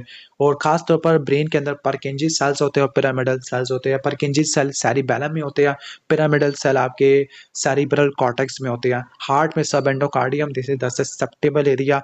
किडनी के अंदर straight segment of proximal tubule और thick ascending lobule, these are the ischemic susceptible areas. Clear? Ischemic susceptible areas, यह बात आपने रट्टा मार लेनी है। इसके अलावा और क्या कौन कौन से होते हैं? लीवर में जो तीसरा जोन है सेंट्रल जोन है, जो सबसे ज्यादा दूर है ब्लड सप्लाई से, पोर्टल ट्राइड से सबसे ज्यादा दूर होता है। पोर्टल ट्राइक में हेपेटिक वेन, हेपेटिक आर्टरी और बाइल डक्ट आती है। और कोलोन के अंदर जो वाटर शेड एरियाज होते हैं, फॉर एग्जांपल स्प्लीनिक फ्लैक्चर है और एक्टोसिग्मॉइड जंक्शन है। स्प्लीनिक फ्लैक्चर के ऊपर आपकी कौन कौन सी आर्टरीज होती हैं? सुपीरियर मेसेंटेरिक आर्टरी और इंफीरियर मेसेंटेरिक आर्टरी, और एक्टोसिग्मॉइड के ऊपर आपकी इंफीरियर मेसेंटेरिक आर्टरी और इंटरनल पुडेंटल आर्टरी। इसका वाटर शेड एरिया देखने को मिलता है। उम्मीद है कि आपको अच्छे से समझ आ गया होगा। तो ये था हमारा बेसिक कॉन्सेप्ट। तो अब यहाँ पे क्वेश्चन आता है, what is the difference between red infarct और पेल इन्फार्क्ट? अब जो डिफरेंस मैं आपको बता देता हूँ, बल्कि जो रेड इन्फॉक्शन है ना, पहली बात ये इन्फॉक्शन होता क्या है, सबसे पहले क्या होगा, टिश्यू की तरफ ब्लड सप्लाई कम हो जाएगी, जिसको बोलते हैं स्कीमिया। स्कीमिया की वजह से localised area of necrosis, localised area of ischaemic necrosis, ischaemia की वजह से लोकलाइज्ड नेक्रोसिस हो गई है, दिस इज कॉल्ड इन्फॉक्शन। अब ये इन्फॉक्शन वंस अगेन वही स्कीमिया वाला काज है, या तो शॉक की वजह से इन्फॉक्शन हो सकता है, या आर्टीरियल सप्लाई कम होने की वजह से हो सकता है, या वीनस ड्रेनेज के इम्पेयरमेंट की वजह से आपको देखने को मिल सकता है। कैसे काम करता है? जब कोई वेसल ऑब्स्ट्रक्शन हो जाती है, स्कीमिया होता है, स्कीमिया से हाइपोक्सिया होता है, ऑक्सीजन सप्लाई कम होती है, ऑक्सीजन सप्लाई कम होने की वजह से क्या होती है, टिश्यू की डेथ आपको देखने को मिलती है, नेक्रोसिस हो जाती है और इन्फेक्शन आपको देखने को मिलता होता है। क्लियर? अब जो इन्फेक्शन है ना, 2 टाइप का होता है, रेड और व्हाइट। रेड को हेमरेजिक इन्फेक्शन भी कहते हैं, व्हाइट को एनीमिक या पेल इन्फेक्शन भी कहते हैं। जो हेमरेजिक या रेड इन्फेक्शन है, एक बात रट्टा मार लेना, ये आपको किन किन जगह पे देखने को मिलेगा? ऐसे ऑर्गन्स जिनका जो सॉफ्ट ऑर्गन है, जिनके पास लूज कनेक्टिव टिश्यू है, फॉर एग्जांपल लीवर, लंग्स, इनमें सॉफ्ट टिश्यू होता है, लीवर, लंग्स, जीआईटी, इनमें सॉफ्ट टिश्यू होता है, लूज टिश्यू होता है, तो इसमें रेड इन्फेक्शन देखने को मिलता है। और ऐसे टिश्यू जिनके पास डुअल सर्कुलेशन होती है। अब डुअल सर्कुलेशन वाले टिश्यू कौन कौन से होते हैं? डुअल वाले आपका लीवर है, जिसके पास पल्मोनरी या सिस्टमिक दोनों आ रही है, नहीं लंग्स है, लीवर है जिसके पास सिस्टमिक और पोर्टल आ रही है, इंटेस्टाइन है, इनके पास डुअल ब्लड सप्लाई होती है। क्लियर? ये बात आपने रट्टा मार लेनी है। जो पेल इन्फेक्शन होता है, जिसको एनीमिक या वाइट इन्फेक्शन भी कहते हैं, ये आर्टियल ओक्लूजन की वजह से देखने को मिलता है। ठीक हो गया? अब ये किस में देखने को मिलता है? Heart, kidney, spleen, heart, kidney और स्प्लीन में देखने को मिलता होता है। उम्मीद है कि समझ आ गया होगा। तो ये था हमारा रेड और वाइट इन्फेक्शन का डिफरेंस। इसके बाद है सेल की जो इंजरी है, जो most common cause of cell injury is hypoxia. और हाइपोक्सिया का जो मोस्ट कॉमन काज है वो इस्कीमिया होता है। ठीक हो गया। बाकी दूसरे कॉजेस में टॉक्सिन्स है, कोई रेडिएशन है, इन्फेक्शंस है, वायरसेस है, ये आ जाती है। अब जो सेल इंजरी दो तरह की होती है, रिवर्सिबल सेल इंजरी और इरिवर्सिबल सेल इंजरी। एक बात रट्टा मार लेना, जो रिवर्सिबल सेल इंजरी है उस पर दो चीजें देखने को मिलती है, सेल की स्वेलिंग होती है और फैटी चेंज देखने को मिलती है। क्या दो चीजें होती है? सेल की स्वेलिंग होती है और सेल में फैटी चेंज आपको देखने को मिलता होता है। क्लियर? जबकि इरिवर्सिबल सेल इंजरी के अंदर आपको जो क्लासिकल चीज देखने को मिलती है वो मेम्ब्रेन रप्चर देखने को मिलती है, मेम्ब्रेन रप्चर देखने को मिलती है। तो सबसे पहले क्या होगा, जब भी हाइपोक्सिया होगा, हाइपोक्सिया की वजह से क्या होगा, ऑक्सीजन सप्लाई कम हो जाती है। जब ऑक्सीजन सप्लाई कम होती है तो सोडियम पोटेशियम एटीपीएस पंप और कैल्शियम पंप काम नहीं करते, जिसकी वजह से सोडियम और कैल्शियम सेल के अंदर एंटर होगा। जब वो सेल के अंदर एंटर होगा पानी को भी खींच लाएगा, जिसकी वजह से सेल की स्वेलिंग देखने को मिलती है। दूसरा, ऑक्सीजन की कमी है तो सेल का एनारोबिक मेटाबॉलिज्म होता है, जिसकी वजह से क्या होगा, लैक्टेट प्रोड्यूस होगा। लैक्टेट से पीएच कम हो जाती है। जब पीएच कम हो जाती है ना तो प्रोटीन्स की डीनेचुरेशन देखने को मिलती है। और प्रोटीन कहाँ बनती है? रफ एंडोप्लाज्मिक रेटिकुलम के अंदर। ठीक हो गया। तो सेल की स्वेलिंग देखने को मिलेगी। सेल की स्वेलिंग माइटोकॉन्ड्रिया में देखने को मिलती है, एंडोप्लाज्मिक रेटिकुलम में देखने को मिलती है। क्लियर? ये चीज आपने नोट कर लेनी है। क्लियर? तो ये चीज आ जाएगी। तो उम्मीद है कि समझ आ गया होगा। तो ये था हमारा रिवर्सिबल सेल इंजरी के बारे में। तो रिवर्सिबल सेल इंजरी में क्या क्या देखने को चीज़ें देखने को मिलती है, आपको सेल की स्वेलिंग आपको देखने को मिलती है। ठीक हो गया। जनरलाइज सेल की स्वेलिंग देखने को मिलती है। नंबर 2, फैटी चेंज आपको देखने को मिलता है। नंबर 3, आपको क्या देखने को मिलता है, जो आपके माइटोकॉन्ड्रिया ना उसमें स्मॉल एमार्फस डेंसिटीज होती है, स्मॉल एमार्फस डेंसिटीज होती है। माइटोकॉन्ड्रिया की स्वेलिंग होती है, एंडोप्लाज्मिक रेटिकुलम की स्वेलिंग होती है, ग्लाइकोजन और प्रोटीन की सिंथेसिस कम हो जाती है, जो क्रोमेटिन है उसकी क्लम्पिंग होना शुरू हो जाती है। क्लियर? प्रोटीन की सिंथेसिस कम हो जाती है, मेम्ब्रेन के अंदर ब्लैब्स की फॉर्मेशन होना शुरू हो जाती है, और जो आपका लिपिड्स है उसकी परऑक्सीडेशन होती है। लिपिड्स की परऑक्सीडेशन से क्या बनेगी, माइलिन फिगर्स बनेगी। ये चीज़ें आपको देखने को मिलती है। अब आ जाती है irreversible cell injury. Irreversible cell injury में क्या होगा, आपकी मेम्ब्रेन रप्चर हो जाती है, मेम्ब्रेन रप्चर हो जाती है। ठीक हो गया। अब मेम्ब्रेन रप्चर हो जाती है जिसकी वजह से आपको इन्फ्लेमेशन भी देखने को मिलती होती है। अब इसका जो मोस्ट इंपॉर्टेंट मैकेनिज्म होता है वो कैल्शियम इन्फ्लक्स की वजह से होता है।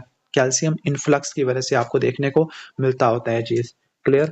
और इसके दो बेसिक मैकेनिज्म होते हैं इरिवर्सिबल सेल इंजरी के, जिसकी वजह से डेथ हो जाती है। एक होता है आपका नेक्रोसिस और दूसरा होता है एपोप्टोसिस, जिसकी वजह से सेल की डेथ आपको देखने को मिलती है। क्लियर? तो ये बात चीजें रट्टा मार लेनी है कि जब ऑक्सीजन सप्लाई कम होती है, कैल्शियम पंप काम नहीं करेगा, कैल्शियम सेल के अंदर आ जाएगा, हाइड्रोलिटिक एंजाइम्स एक्टिवेट हो जाएंगे। हाइड्रोलिटिक एंजाइम्स एक्टिवेट हो गए, माइटोकॉन्ड्रिया को डैमेज करेंगे, साइटोक्रोम सी साइटोसोल में आ जाएगा और वो एपोप्टोसिस करवा देगा, एपोप्टोसिस करवा देगा। क्लियर? अब इसमें क्या-क्या चीज़ें देखने को मिलती है, एक बात रट्टा मार लेना, रिवर्सिबल सेल इंजरी में आपको सेल की जो स्वेलिंग देखने को मिलती है। इरिवर्सिबल सेल इंजरी में क्या होता है, इसमें आपको सेल मेम्ब्रेन रप्चर देखने को मिलता है, मैसिव कैल्शियम इन्फ्लक्स की वजह से। रिवर्सिबल सेल इंजरी में स्मॉल एमार्फस डेंसिटीज़ थी, इसमें लार्ज एमार्फस डेंसिटीज़ होती है। रिवर्सिबल सेल इंजरी में थोड़े बहुत माइलिन फिगर्स होते हैं, इरिवर्सिबल इंजरी में माइलिन फिगर्स बहुत सारे आ जाते हैं। रिवर्सिबल सेल इंजरी में माइटोकॉन्ड्रिया की स्वेलिंग देखने को मिलती है। इरिवर्सिबल के अंदर माइटोकॉन्ड्रियल डिसफंक्शन और न्यूक्लियर डिग्रेडेशन देखने को मिलती है। न्यूक्लियस में 3 चेंजेस आ जाती है। नंबर 1, पिक्नोसिस देखने को मिलता है। पिक्नोसिस का मतलब है न्यूक्लियस की कंडेंसेशन हो जाती है। फिर कैरियोरेक्सिस आता है। कैरियोरेक्सिस में टुकड़े-टुकड़े हो जाते हैं, न्यूक्लियर फ्रेगमेंटेशन है।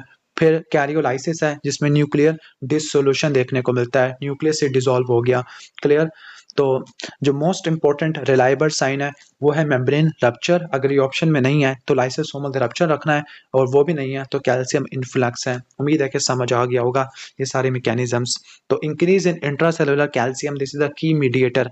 तो और इसमें 3 न्यूक्लियर चेंजेस एक्सप्लेन किए हैं, पिक्नोसिस, कैरियोरेक्सिस, कैरियोलाइसिस। पिक्नोसिस में न्यूक्लियस की कंडेंसेशन है और इसमें बेजोफिलिया बढ़ जाएगा। कैरियोरेक्सिस में न्यूक्लियस की फ्रेगमेंटेशन है और कैरियोलाइसिस के अंदर न्यूक्लियस की डिसोल्यूशन है, डिसॉल्व हो जाएगा। क्लियर? तो ये था हमारा बेसिक मैकेनिज्म। सेल इंजरी का। इसके बाद आयोनाइजिंग रेडिएशन के बारे में एक्सप्लेन कर रहे हैं। आयोनाइजिंग रेडिएशन, तो जो आयोनाइजिंग रेडिएशन है ना, जो आपकी आयोनाइजिंग रेडिएशन है उसमें फोटॉन्स या पार्टिकल्स होते हैं, वो क्या करते हैं, सेल्स को या डीएनए को डैमेज करते हैं 3 मैकेनिज्म के जरिए। नंबर 1, एंजाइम्स की ऑक्सीडेशन कर देते हैं। नंबर 2, आरओएस की प्रोडक्शन बढ़ा देते हैं। नंबर 3, डीएनए को आयोनाइज कर देते हैं। डीएनए को क्या कर देते हैं, आयोनाइज कर देते हैं।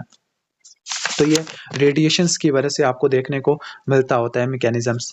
तो अब रेडिएशंस आपके रैपिडली डिवाइडिंग सेल्स को टारगेट करती हैं। अब रैपिडली डिवाइडिंग सेल्स आपकी स्किन होती है, आपके जीआईटी, और कुछ कंडीशन में आप रेडिएशन इस्तेमाल करते हो। फॉर एग्जांपल आप रेडियोथेरेपी दे रहे हो कैंसर वाले पेशेंट में, ठीक हो गया, तो रैपिडली डिवाइडिंग सेल्स अफेक्टेड होते हैं। फॉर एग्जांपल स्किन है, जीआईटी है, जेनिटो-यूरिनरी ट्रैक है, बोन मैरो, गोनेड्स। स्किन पे आपको छाले देखने को मिलते हैं, ठीक हो गया, और जीआईटी में आपको डायरिया, मैल अब्जॉर्प्शंस आपको देखने को मिलती होती है।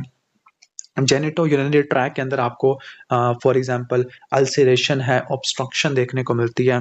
अब आयोनाइजिंग रेडिएशन की वजह से एक्यूट रेडिएशन सिंड्रोम हो सकता है। एक्यूट रेडिएशन सिंड्रोम में क्या होगा, स्किन के ऊपर अल्सर्स हो जाएंगे, हेयर लॉस हो जाएगा, छाले बन जाएंगे, सीजर्स हो जाएंगे। कुछ acute local toxicity, acute local toxicity में 2 कैंसर्स होते हैं जो आयोनाइजिंग रेडिएशन की वजह से जो स्किन के ऊपर आपको या लोकली आपको देखने को मिलते हैं, वो एंजियोसार्कोमा लीवर का। वैसे एंजियोसार्कोमा लीवर का, ये स्किन का एंजियोसार्कोमा, जो लीवर वाला था ना वो आर्सेनिक, थोरोप्लास्ट और प्लास्टिक की वजह से था।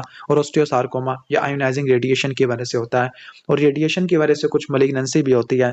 For example papillary cancer of thyroid, osteosarcoma, angiosarcoma, breast का कैंसर है, ओवरी का कैंसर है, लंग्स का कैंसर है, ये आपको देखने को मिलता होता है। मेनिंजियोमा देखने को मिलता है, ल्यूकीमियास देखने को मिलते होते हैं।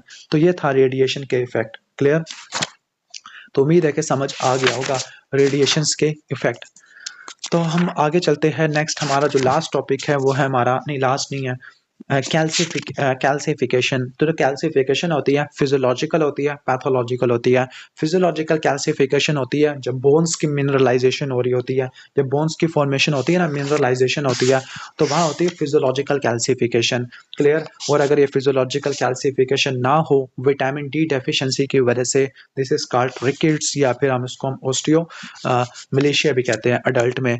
तो ये है deposition of calcium in the tissue. और कैल्शियम जब डेपोजिट होता है तो बेजोफिलिक, ये ब्लू अपीयरेंस आपको देखने को मिलती है। बेजोफिलिक का मतलब है ब्लू अपीयरेंस। क्लियर? तो ये आपने रट्टा मार लेना है।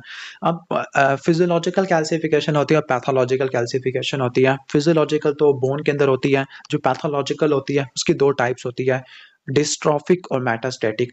डिस्ट्रॉफिक कैल्सिफिकेशन, एक बात रट्टा मार लेना कि जो डिस्ट्रॉफिक कैल्सिफिकेशन है इसमें डेड या डिजीज टिश्यू है उसमें कैल्शियम डेपोजिट होगा। और मेटास्टैटिक के अंदर ब्लड में कैल्शियम ज्यादा है, दैट इज वाई वो नॉर्मल टिश्यू में डेपोजिट हो गया। ठीक हो गया? यानी डिस्ट्रॉफिक कैल्सिफिकेशन में जो सीरम कैल्शियम लेवल है वो नॉर्मल होते हैं, सीरम कैल्शियम लेवल और कैल्शियम मेटाबॉलिज्म नॉर्मल है, लेकिन जो टिश्यू है वो डेड है या डिजीज्ड है, डीजेनरेटेड टिश्यू है, उसमें कैल्शियम डेपोजिट हो गया है। जबकि मेटास्टैटिक कैल्सिफिकेशन में क्या होगा, सीरम कैल्शियम एबनॉर्मल होगा, ज्यादा होगा, लेकिन टिश्यूज आपके नॉर्मल होते हैं। ठीक हो गया? कैल्शियम मेटाबॉलिज्म खराब है लेकिन टिश्यूज आपके बिल्कुल नॉर्मल है। पहले डिस्ट्रॉफिक कैल्सिफिकेशन पढ़ लेते हैं। इसमें की वर्ड है डेड या disease tissue. Serum calcium normal होगा लेकिन डिजीज टिश्यू में देखने को मिलती होती है। फॉर एग्जाम्पल किसी टिश्यू का नेक्रोसिस हो गया है, इन्फेक्शन हो गया है, कोई वाल्व डैमेज है, लाइक रूमेटिक हार्ट डिजीज में एथेरोस्क्लेरोसिस है या टीबी है, इसका निमोनिक है right. Rheumatic heart disease, atherosclerosis और टीबी में आपको देखने को मिलता है। और डिस्ट्रॉफिक कैल्सिफिकेशन की जो क्लासिकल एग्जांपल है वो सैमोमा बॉडीज होती है, जिसमें कंसेंट्रिक कैल्सिफिकेशन देखने को मिलती है। अब सैमोमा बॉडी किन किन कैंसर में देखने को मिलती है? पैपिलरी थायराइड कैंसर में, serous cyst adenoma of ovary के अंदर, मेनिंजियोमा के अंदर, मेसोथेलियोमा के अंदर देखने को मिलती है। इसके बाद मेटास्टैटिक कैल्सिफिकेशन है। अच्छा ये था कौन कौन से किन किन कैंसर में सैमोमा बॉडीज देखने को मिलती है? मिमोनिक है, एमजी स्टॉप, वैसे फजूल सा मिमोनिक है। एम से मेनिंजियोमा और मेसोथेलियोमा, जी से glucagonoma, salivary gland papillary cystadenoma, thyroid के papillary cancer, ovarian papillary cystadenoma और प्रोलैक्टिनोमा, इनमें सैमोमा बॉडी देखने को मिलती होती है। अब मेटास्टैटिक कैल्सिफिकेशन में कैल्शियम का मेटाबॉलिज्म डिरेंज होगा लेकिन टिश्यूज नॉर्मल होते हैं। अब इसमें कैल्शियम का लेवल आपने बढ़ाना है। नंबर 1 आपने विटामिन डी ज़्यादा ले लिया है। नंबर 2 हाइपर पैराथायरॉयडिज्म, इसमें आपको देखने को मिलता है मेटास्टैटिक कैल्सिफिकेशन। या फिर सार्कोइडोसिस है जिसमें जो मैक्रोफेजेस होते हैं वो ग्रैनुलोमा बनाना शुरू कर देते हैं। अब इन लोगों में क्या होगा, इन लोग जो मोस्ट कॉमन मेटास्टैटिक कैल्सिफिकेशन होती है लंग्स में देखने को मिलती है। लंग्स अगर ऑप्शन में ना हो तो किडनी की बेसमेंट मेम्ब्रेन में देखने को मिलती है। फिर उसके बाद उसकी वजह से क्या होगा, नेफ्रोकैल्सिनोसिस और किडनी स्टोन्स करवा देगा। उम्मीद है कि समझ आ गया होगा। क्लियर? तो ये था हमारा कैल्सिफिकेशन। इसके बाद है अमाइलाइडोसिस। अमाइलाइडोसिस में क्या होता है, कुछ हमारी प्रोटीन्स होती है जिनमें अल्फा प्लेटेड शीट होती है, अल्फा प्लेटेड शीट। लेकिन अगर ये अल्फा हेलिक्स अगर कन्वर्ट हो जाए बीटा प्लेटेड शीट के अंदर, नॉर्मली जो प्रोटीन की कन्फिग्रेशन होती है ना, नॉर्मली प्रोटीन में अल्फा हेलिक्स होता है, लेकिन अगर अल्फा हेलिक्स रिप्लेस हो जाए बीटा प्लेटेड शीट से तो उसकी प्रोटीन की कन्फिग्रेशन खराब हो जाती है। जब प्रोटीन की कन्फिग्रेशन खराब हो जाती है तो उसकी वजह से प्रोटीन की फोल्डिंग खराब हो जाती है, मिस फोल्डेड प्रोटीन हो जाती है। जो प्रोटीन मिस फोल्ड होती है वो फंक्शन नहीं करती है बल्कि वो डेपोजिट हो जाती है टिश्यू के अंदर। The deposition of miss folded protein या एबनॉर्मल कन्फिग्रेशन वाली प्रोटीन इन द टिश्यू या एक्स्ट्रा सेलुलर स्पेस, इसको बोलते हैं माइलाइडोसिस, और ये टिश्यू को डैमेज कर देती है। अल्फा हेलिक्स है वो बीटा प्लेटेड शीट में कन्वर्ट हो गई है। अब जो अमाइलाइडोसिस है ना, अमाइलाइडोसिस को देखने के लिए कैसे ऑब्जर्व करते हैं। Number 1 Congo red stain use करते हैं। क्या यूज करते हैं? कॉन्गो रेड स्टेन यूज करते हैं। दूसरा, इसमें आपको कौन सी अपीयरेंस देखने को मिलती है? Apple green birefringence. ठीक हो गया। तो 2 कीवर्ड रट्टा मारने हैं, कॉन्गो रेड स्टेन है और एप्पल ग्रीन बायरफ्रिंजेंस, ये आपने रट्टा मार लेनी है। क्लियर?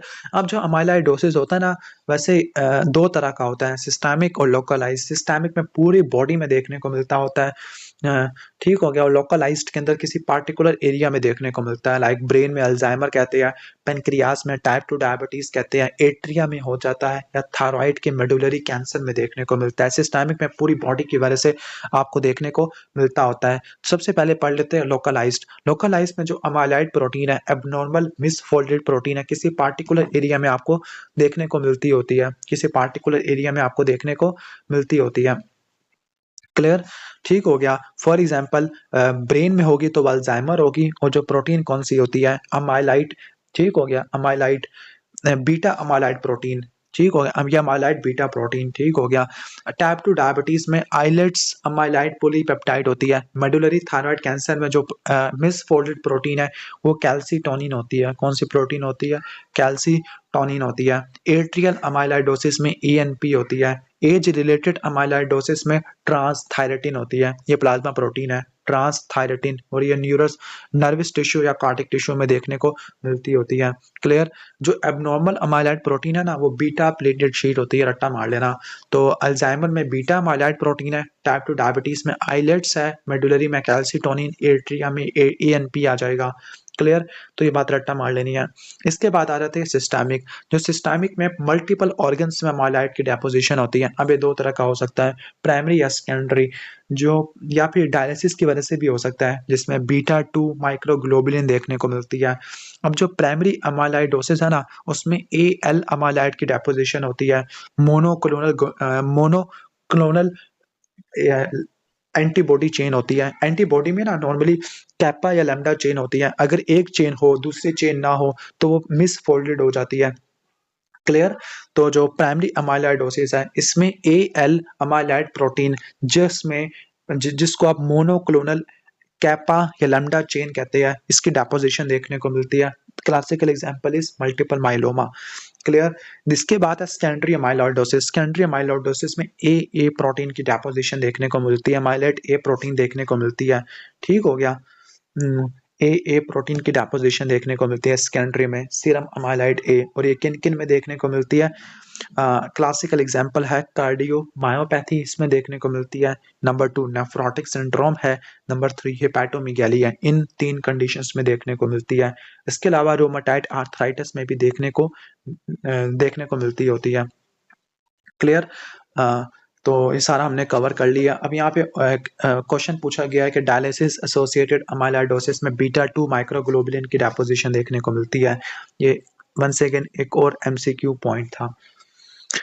तो ये भी हमारा एमसीक्यूज पॉइंट अच्छे से हो गया, उम्मीद है कि समझ आ गया होगा। कॉन्गो रेड स्टेन यूज करते हैं, एप्पल ग्रीन बायरफ्रिंजेंस आपको देखने को मिलती होती है। स्टेन कौन सी है? Congo red stain. और अपीयरेंस कैसी आती है? Apple green बायरफ्रिंजेंस।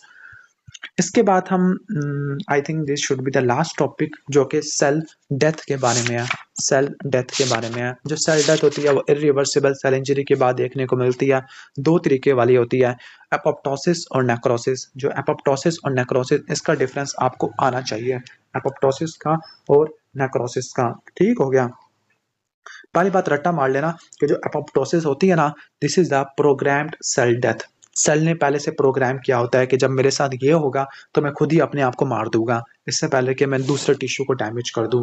तो जो प्रोग्राम्ड सेल डेथ है, this is called apoptosis. This is called apoptosis. तो ये बात रट्टा मार लेनी है।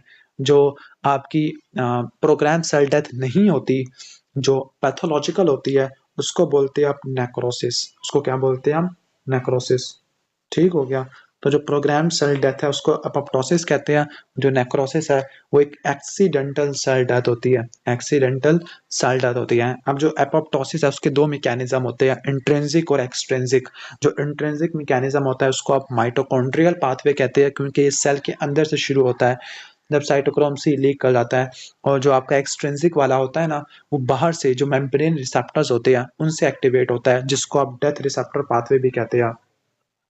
डेथ रिसेप्टर पाथवे भी कहते होते हैं। अब हम इनके पाथवे वगैरह पढ़ लेंगे और नेक्रोसिस के टाइप्स वगैरह भी देख लेंगे। पहले हम इनके डिफरेंस को देख लेते हैं, एपोप्टोसिस के और नेक्रोसिस के डिफरेंस को। तो पहले तो बता दिया, एपोप्टोसिस एक प्रोग्राम्ड सेल डेथ होती है। प्रोग्राम्ड सेल डेथ होती है, फिजियोलॉजिकल भी हो सकती है, पैथोलॉजिकल भी हो सकती है। नेक्रोसिस क्या होती है? एक्सीडेंटल सेल डेथ होती है। यानी एपोप्टोसिस को प्रोग्राम्ड कहते हैं, कंट्रोल कर सकते हैं। Necrosis is not controlled. Clear? Not control. तो ये बात आपने रट्टा मार लेनी है। इसके अलावा हम आगे इनके पॉइंट्स वगैरह कवर कर लेते हैं। अच्छा, आई थिंक ये आखिरी टॉपिक है, फिर हमारा ये टॉपिक खत्म हो जाएगा।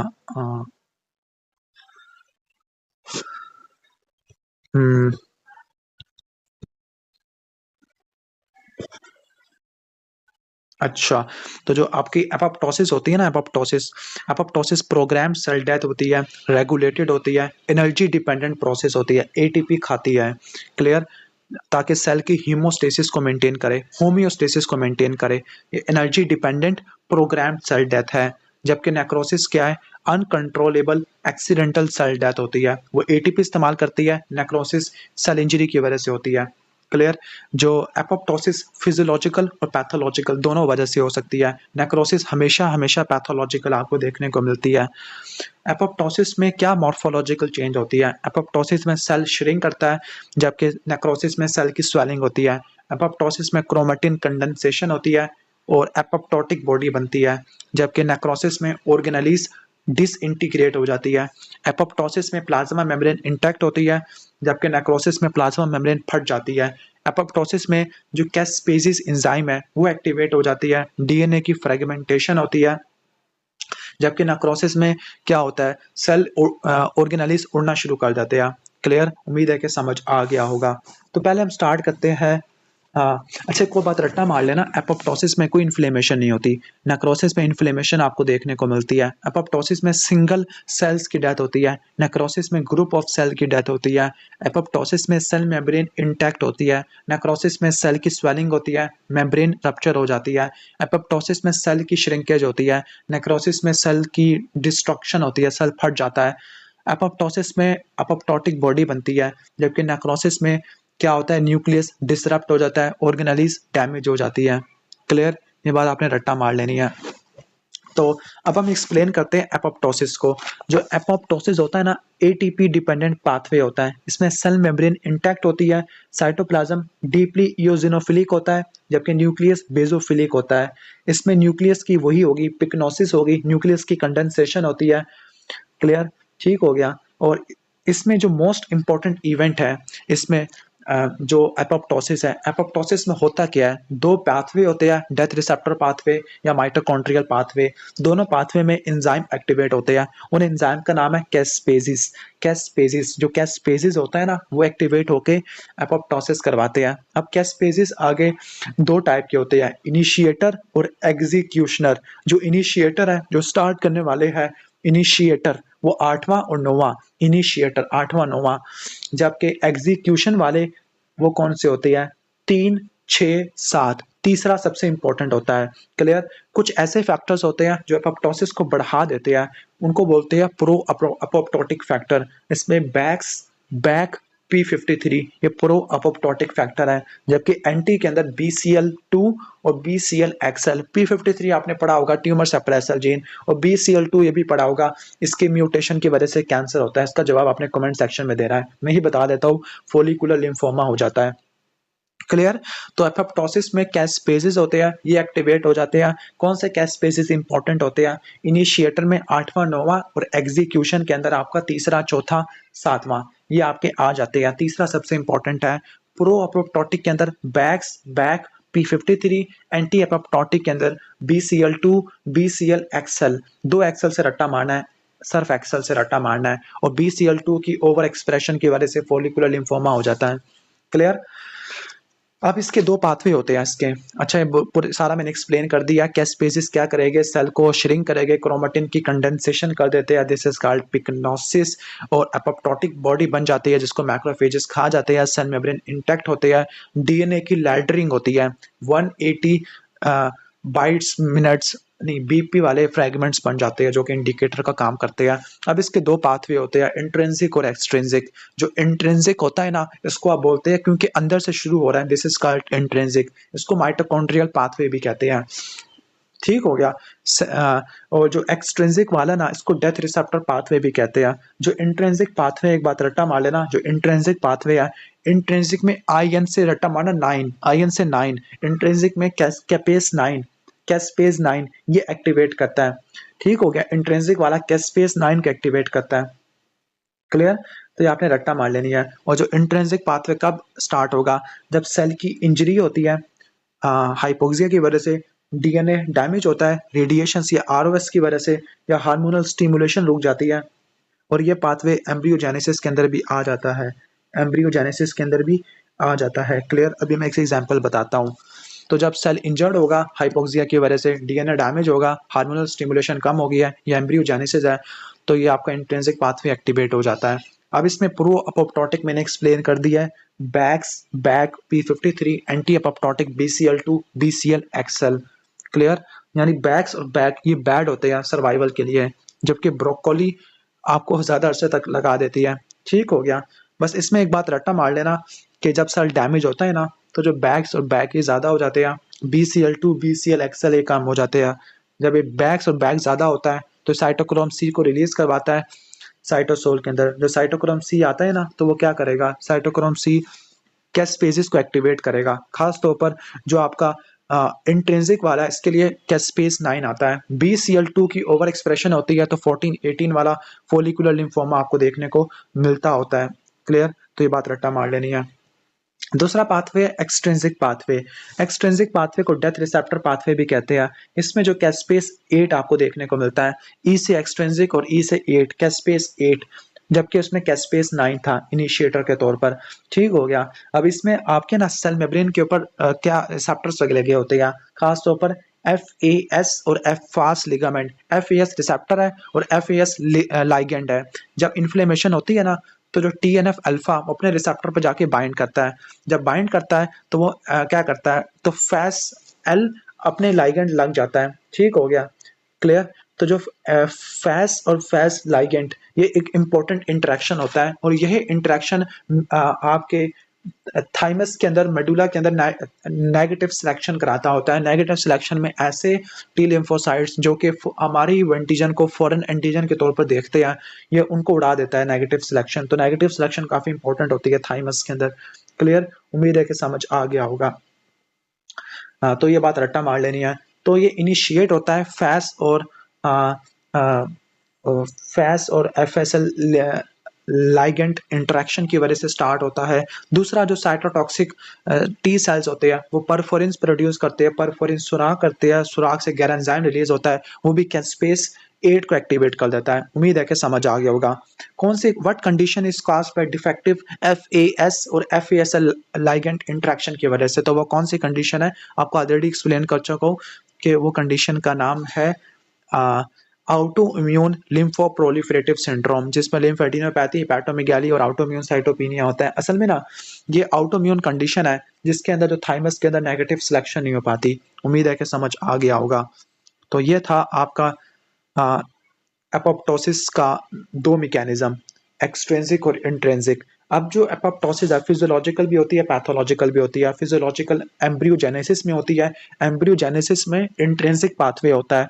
और आपका जो थाइमिक इन्वोल्यूशन है उसमें कौन सा पाथवे होता है? थाइमिक इन्वोल्यूशन के अंदर आपका कौन सा पाथवे होता है? उसमें आपका एक्सट्रिंसिक पाथवे होता है। क्लियर। इसके अलावा अगर एंडोमेट्रियम की शेडिंग या जीआईटी एपिथेलियम की शेडिंग करवानी है वो भी इसी पाथवे से होती है। या इन्फ्लेमेशन के बाद अपोप्टोसिस होती है न्यूट्रोफिल के और लिम्फोसाइट्स की, तो वो भी अपोप्टोसिस से जरिए होती है। What are the example of pathological apoptosis? अगर आप एंटी कैंसर ड्रग इस्तेमाल करते हैं वो सेल डेथ करवा देती है।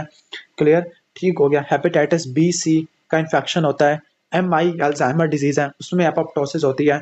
एड्स में CD4 सेल्स की एपोप्टोसिस देखने को मिलती है। डीएनए का डैमेज होता है ड्यू टू रेडिएशन, हाइपोक्सिया या मिसफोल्डेड प्रोटीन है। या पैथोलॉजिकल एट्रोफी होती है।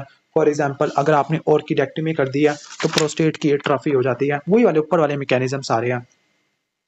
तो उम्मीद है कि समझ आ गया होगा। This was apoptosis. जो नेक्रोसिस होती है कंट्रोल नहीं होती, सेल डेथ के बाद एक्यूट इन्फ्लेमेशन होती है, हमेशा पैथोलॉजिकल आपको देखने को मिलती है। एटीपी इंडिपेंडेंट होती है, इन्फ्लेमेशन होती है। साइटोप्लाज्म में इओजिनोफिलिया होता है। न्यूक्लियस में पिक्नोसिस, कैरियोरेक्सिस, कैरियोलाइसिस देखने को मिलती है। अब इसकी 6 मॉर्फोलॉजिकल टाइप्स होती है। सबसे पहला कोआगुलेटिव नेक्रोसिस। कोआगुलेटिव नेक्रोसिस में क्या होता है, तो सेल का शेप और स्ट्रक्चर प्रिजर्व रहता है लेकिन न्यूक्लियस डिसअपियर हो जाता है। न्यूक्लियस बेसोफिलिक होता है लेकिन जब न्यूक्लियस गायब हो गया तो वो इओजिनोफिलिक हो जाएगा। क्लियर। सेल का साइज और शेप ये प्रिजर्व रहता है, सेल की जो आउटलाइन है वो प्रिजर्व रहती है लेकिन न्यूक्लियस गायब हो गया है। ठीक हो गया। आपके ब्रेन में छोड़ के बाकी जो सारे ऑर्गन्स हैं उसमें जो इस्कीमिक इन्फेक्शन होता है तो वो कौन सा होता है? वो आपका कोआगुलेटिव नेक्रोसिस होता है। और इस्कीमिक इन्फेक्शन की वजह से पेल इन्फेक्शन या वाइट नेक्रोसिस देखने को मिलती है, जिसको आप एनीमिक इन्फेक्शन भी कहते हैं। क्लियर। खासतौर पर हार्ट, किडनी और स्प्लीन में। दूसरा ल्यूकोफैक्टिव। ल्यूकोफैक्टिव आपको देखने को मिलती है ब्रेन में। ल्यूकोफैक्टिव में क्या होता है? ल्यूकोफैक्टिव में जो एंजाइम्स होते हैं ना वो सेल को डाइजेस्ट कर जाते हैं जिसकी वजह से एब्सेस बन जाती है। तो एंजाइम्स है वो सेल को डाइजेस्ट कर जाते हैं, ल्यूकोफैक्शन हो जाती है। स्पेसिफिकली ये आपको ब्रेन में देखने को मिलती है, ब्रेन की इन्फेक्शन आपको देखने को मिलती है क्योंकि वहाँ पे क्या होते हैं, माइक्रोग्लिया सेल्स होते हैं, वो साइटोकाइंस प्रोड्यूस करते हैं, एंजाइम्स प्रोड्यूस करते हैं और सेल को डैमेज कर देते हैं। नंबर 2, किसी भी जगह पर अगर इन्फेक्शन है बस ये एब्सेस बन रही है उसमें देखने को मिलेगा। एब्सेस में न्यूट्रोफिल्स होती है। और अगर पेनक्रियाटाइटिस है तो उसमें प्रोटियोलिटिक एंजाइम्स होती है। तो पेनक्रियाटाइटिस, ब्रेन और एब्सेस, उसमें आपको क्या देखने को मिलता है? ल्यूकोफैक्टिव नेक्रोसिस। लेकिन जो फैटी टिश्यू है वहां पे फैट नेक्रोसिस देखने को मिलती है। तो एक्यूट पेनक्रियाटाइटिस में जो पैरेन्काइमा होता है उसमें ल्यूकोफैक्टिव नेक्रोसिस, और जो फैटी टिश्यू होता है उसमें फैट नेक्रोसिस देखने को मिलती है। ये आपने नोट कर लेना है। इसके बाद है आपका gangrenous necrosis. Gangrenous necrosis, the necrosis with super added putrefaction, यानी अगर सुपर एडिड प्यूट्रीफैक्शन होगी है, मम्मीफिकेशन देखने को मिल रही है, ठीक हो गया, तो ये गैंग्रीन वगैरह आ जाता है। अब गैंग्रीन भी 2 टाइप का होता है, ड्राई गैंग्रीन और वेट गैंग्रीन। असल में जो गैंग्रीन है ना ये ग्रॉस होती है। जो ड्राई गैंग्रीन है वो कोआगुलेटिव नेक्रोसिस को रिजेंबल करता है और जो वेट गैंग्रीन होता है ये आपके लिकोफैक्टिव नेक्रोसिस को रिजेंबल करता है। गैंग्रीन किसको रिजेंबल करता है? मम्मीफाइड टिश्यू को। जो ड्राई है वो कोआगुलेटिव है, जो वेट है वो लिकोफैक्टिव है। ड्राई के अंदर एक डेफिनेटिव बाउंड्री होती है नेक्रोटिक टिश्यू और हेल्दी टिश्यू में, वेट के अंदर कोई बाउंड्री नहीं होती, और ये डायबिटिक फुट में देखने को मिलता है। इसके बाद है केजियस नेक्रोसिस। केजियस नेक्रोसिस में कोआगुलेटिव और लिकोफैक्टिव दोनों होती है। सॉफ्ट फ्राइबल अपीयरेंस होती है, soft friable, just like cotton चीज अपीयरेंस है, जैसे चीज होता है बिल्कुल वैसी देखने को मिलती है। टीबी या फंगल इन्फेक्शन में देखने को मिलती है, खासतौर पर हिस्टोप्लाज्मोसिस के अंदर। इसके बाद फैट नेक्रोसिस है, ये एडिपोज टिश्यू में देखने को मिलती है। चाकी वाइट अपीयरेंस होती है, चाकी वाइट अपीयरेंस देखने को मिलती है। लाइक ये ओमेंटम में देखने को मिलती है, पेनक्लियास में देखने को मिलती है, ट्रोमेटिक फैट नेक्रोसिस में देखने को मिलती है, क्योंकि जो लाइपेस एंजाइम है वो फैटी टिश्यू की हाइड्रोलिसिस करवा देता है। तो एक्यूट पेंक्रेटाइटिस में ट्रोमेटिक ब्रेस्ट फैट नेक्रोसिस में देखने को मिलती है। क्यों? जब ट्रॉमा होगा तो फैटी एसिड रिलीज होगा, ठीक हो गया, और लाइपेस होगा, लाइपेस उसके हाइड्रोलिसिस करवा देता है, जिससे वो कैल्शियम से बाइंड करेंगे, सपोनिफिकेशन हो जाती है, और सपोनिफिकेशन डिस्ट्रोफिक कैल्सिफिकेशन को इंडिकेट करती है। इसके बाद फिब्रिनाइड नेक्रोसिस होता है। फिब्रिनाइड नेक्रोसिस ये वास्कुलाइटिस में देखने को मिलता है। एंटीजन एंटीबॉडी कॉम्प्लेक्स वेसल्स की वाल में डेपोजिट हो जाएगा, वहां पर उसको डैमेज करेगा, जिसकी वजह से फिब्रिन जो प्रोटीन है वो वेसल की वाल में क्या कर जाती है? लीक कर जाती है। फिब्रिन प्रोटीन वेसल की दीवार में चली जाती है और आपको पिंक अपीयरेंस देखने को मिलती है। टाइप 3 हाइपर सेंसिटिविटी में देखने को मिलती है, एंटीजन एंटीबॉडी कॉम्प्लेक्स में देखने को मिलती है। करेक्टरिस्टिकली ये मैलिग्नेंट हाइपरटेंशन में, पॉलीआर्थराइटिस नोडुजा में, और एस्कोफ बॉडी है रूमेटिक हार्ट डिजीज में, उसमें देखने को मिलती है। क्लियर? तो ये था हमारा बेसिक कॉन्सेप्ट। अच्छा, जो ड्राई गैंग्रीन है वो लोअर लिम्ब में होती है, वेट गैंग्रीन